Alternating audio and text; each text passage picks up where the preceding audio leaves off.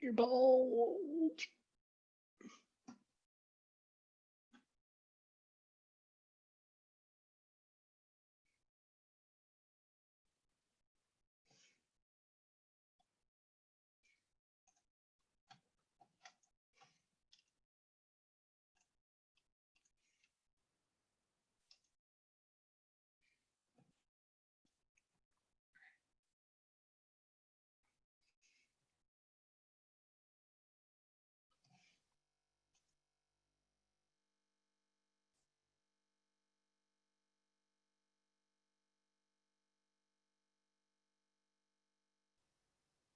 Hey,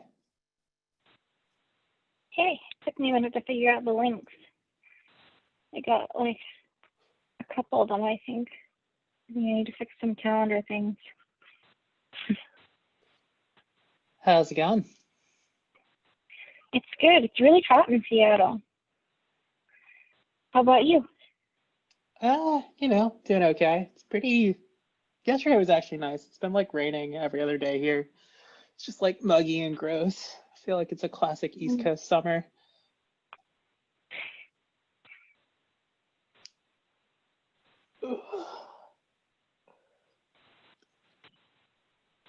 So I guess we never got any responses from anybody about whether they're coming or not.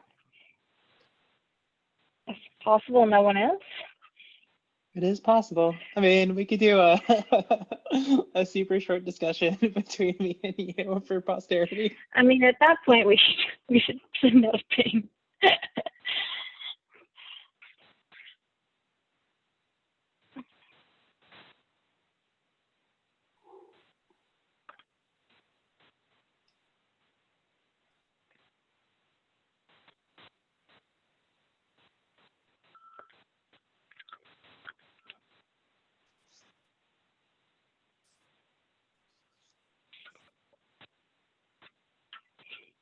Mm. Honestly, I was actually struggling to get together the readings in my head, so it might be nice to shift it a week. Yeah. There was a few other ones that were like I don't I don't know. I feel like this theme, the thing that's interesting is I feel like it dovetails into like very different discussions, but it's like the anchor point for a lot of stuff. Um, I was recently reading about there's a security report that came out about TikTok, and it was like pretty scathing. And it was fascinating because like the conclusion of the report wasn't that this thing was taking that much more data than Facebook. What was very different was the lengths at which they were going to like hide what they were like gathering from users. And it was just like so much more nefarious. Where like, And it's funny even that is more nefarious, because, like, I mean, definitely it is, but also it's not really cool that we're okay with people taking it blatantly. so I would say there are like two levels of bad. At least there's one where like because it's out in the open, there's like surface area for criticism, and I think that debate is like being had slash is like enabled by like purposefully hiding it. It seems much more questionable because it's not even like you can monitor as easily like when are you gathering what and like yeah. Right. Which I mean, I don't know. Yeah. Even with the ability to monitor Facebook, I think people still question, do they hot mic us and whatnot to like serve up ads about toasters and whatever else. Yeah. Man, Instagram is working a great game. I don't know if it's because my brother sent me a link to a CSA in Messenger this morning, but I came across a like another vegetable subscription thing, got like most of the way through sign up before I was like, wait a minute, why do they know? Maybe I'm just the right profile of person for a CSA. I can see it. um, yeah, yeah. Let's. I'm down to shift a week if I don't know if we feel like we'll Yeah, get let's send out a thing time. that says, "Hey, are people coming to the next one?" Let me check and make sure I'm free next week too. But yeah, because I think this is important to do as a group, and I certainly don't have an hour and a half worth of stuff to talk about. Yeah.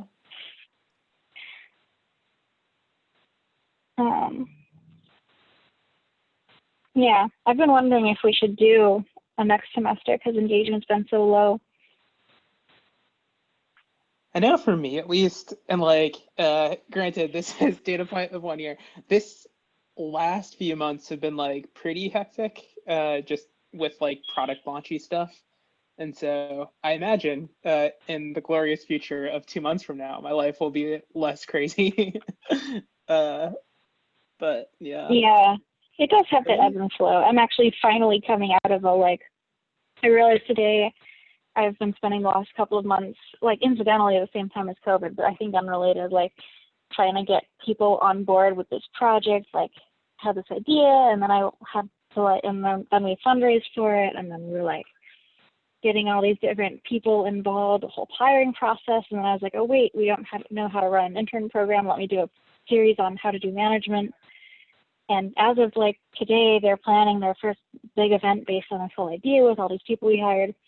And it's on Saturday, and I was like, I don't have to go. They got this. Like, what am I going to do this week? Like, this is great. That's amazing. Is it an intern program for Edgy, or what is it? Yeah, we have a summer intern program at the moment, and it's all around, the reason we have a summer intern program is we have this really cool thing going on called Environmental Enforcement Watch. And basically we're taking, we're downloading data, like basically all of EPA's open data on enforcement and compliance under clean air, clean water, and hazardous waste and greenhouse gas. I think there might be a couple others, but those are the main ones. Like it's got all of the facilities in the US that are reporting and whether they are or are not meeting their permits, and if there are inspections happening, and whether, if they are violating, whether they're getting any penalties assessed. And they have this web portal that's just like horrible. And so you're taking the data sets, and we've constructed Jupyter notebooks around them that are designed to drill down on particular questions that lead towards like, in a particular congressional district, how well is this going? And so we're working, the Saturday event is with the activist group Sunrise in the Boston area, and we're looking at like Massachusetts congressional districts and like which ones are doing okay on what and which ones really need somebody to be making noise about them.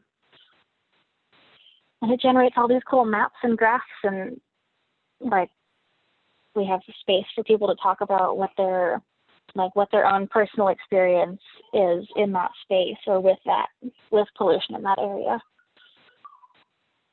That's super cool. Have you talked to the open air quality people at all? OpenAQ? I don't know them. They're super cool. I would be surprised if nobody from Edgy has, but. Yeah, I don't know. Maybe it intersects. I feel like it definitely is complementary at the very least. They do a really cool thing where they like build these low cost sensors, but it's this giant like open platform for like volunteering real time cool. like air quality data. Yeah, it's a super cool community. I talked to a couple of folks from there when we were trying to like source data sets. But this could be an interesting overlap, especially if they have sensors in that area, if you're trying to like, I don't know, gather more data sets to add to your map. Yeah, that's really neat. It would also, it would be a really good, the main thing we're identifying is that the EPA basically doesn't bother to enforce anything. So we're kind of leaning on like, this is your job, but it's kind of complemented with what we want from, say, a Green New Deal in terms of open data and in terms of like, bottom up data. If we want there to be a place for community gathered data and community oversight. So this is like definitely part of the OpenAQ people seem like they'd be a really good match for building towards what we want it to look like. Yeah. Yeah, this is nice. They have a really pretty website too. Yeah, I'm curious. I could have sworn that in the wake of COVID, wasn't one of Trump's big things like we're gonna roll back like EPA regulation on stuff so people can like. They did a memo. The EPA released a memo that said Or that maybe it was they like, we're not would. going to enforce anything so that you can like get back to work. That's kind of exactly what happened. They released a memo that said that they wouldn't enforce reporting if you marked it as didn't report because of COVID. And we've actually done some commentary on that on our blog, but actually that's one of Jupiter Notebooks we built is exploring like, so what was the impact of that? And for the first 2 months of COVID, the EPA is really bad at like releasing timely data. But for March and April of this year, as compared to previous years, this really weird thing happened. Like in the database, there is a flag for whether or not it was COVID related, and a huge number of facilities failed to report, but didn't even bother to flag it as like COVID related. They just were like, oh, I guess you don't have to now. So that's fun. It's like, I don't know, this all of 2020 has just been like a consistent march downwards, I feel like. I'm like, how do we find a new low for Crazy. Yeah. And it's really interesting because there is all this stuff that people are saying about like, you know, the air's never looked cleaner because of COVID. But I think that what's happening is that there's a lot less people driving, which reduces a lot of the urban visible water and air issues. But then the facilities that are doing the worst stuff are continuing to emit, and now with more license than ever. And that's, you know, where more marginalized communities typically live too. Yeah. So there's these counter narratives going on. If there's a paint factory dumping stuff in the water, and it's not going to show up in the air.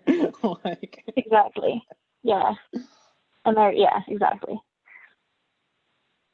Anyway. I mean, I do think the one slightly positive thing, which, I don't know, this is the optimistic view, which is like, well, depending on how we as a country seem to reflect on COVID after, maybe we're not there yet, but maybe in like 6 months when we were like finally hit with the full weight, I do think this is like one example of like, we've been told by this like ephemeral bad, and then only until it like personally affected us did it like cause some sort of shift. I don't think that's happened in the South yet, but I am optimistic that it will happen. It makes me more hopeful that you can make the same analogy towards climate change and it would resonate if there's like a physical manifestation of like I think there's this like larger distrust of experts and like scientists and whatever else. And I think this is going to be like an example of like, you didn't believe them, and then for some amount of time you were able to believe them and there was no impact, and then there was the impact, and that will hopefully make you reflect. And I think that might be the case for environmental stuff moving forward. So like January onwards, but we'll see. Yeah, it's interesting because like I've definitely been in the camp. There was a phase of my life where I was really like just hoping that there'd be a ridiculous amount of methane burned in the near future so that climate change would happen sooner, because methane based versus carbon dioxide, like carbon dioxide takes 100 years to get out of the air and methane takes 10 years, but methane has a much higher warming effect. So like I kind of wanted it to just be like a natural gas climate change catastrophe sooner rather than later, so that we just have less CO2 to wait out. Just like, that's kind of not where we'd like to be. But it might be where we are. I'm slightly optimistic because I think one of the cool things about COVID is I think a lot of things that just economically didn't make sense. So like, even if you think of like all of these oil companies that are about to go bankrupt, and like all of these like ICE car company, like I think there's a lot of economic forces where like maintaining the status quo is going to be very expensive. And so it really depends on like how we decide, like someone is going to need a bailout. So it really matters like who is going to pass forward, like what funding do we like push. And like the slightly optimistic side, I think, at least Biden, I think there was some report like in the next few weeks, he's going to detail his like $4 trillion plan for like green or like clean energy stuff. And so maybe the like silver lining to this whole pandemic stuff is that we will actually realize like, okay, it's no longer like do we spend a bunch of money or not? Like we're spending a bunch of money regardless. And so how do we spend that money? And so. Yeah, maybe.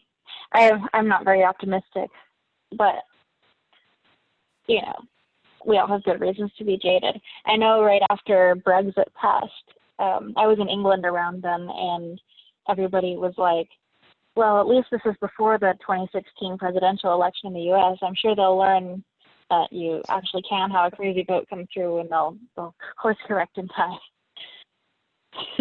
Yeah. Yeah. That's weird. I was in the UK too when that happened, and then I came back literally on Trump's or the election day, and I might be a bad luck charm. I will leave the country for 2020 election. Yeah, get out of here. It's okay. Nobody will take us anymore anyway. Okay. All right. Should we yeah, see when I'll people send out come an back? email. It's like, hey, would next week work? Yeah. Cool. Yeah. Okay. All right. Well, it's good catching up. Okay. See you next week. Yeah. Bye. Bye.